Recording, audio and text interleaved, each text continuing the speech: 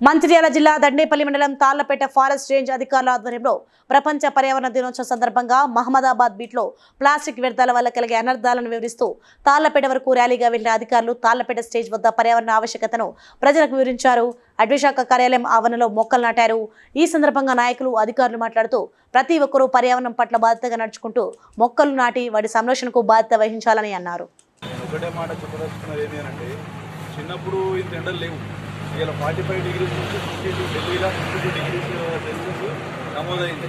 So ఇలాంటి పరిస్థితి కొనసాగితే 52 నుంచి 55, 60 దాకా పోయే పరిస్థితి ఉంటుంది. 60 డిగ్రీల సెల్సియస్ ఉష్ణోగ్రతల మనిషి మనుగడ అనేది సాగదు.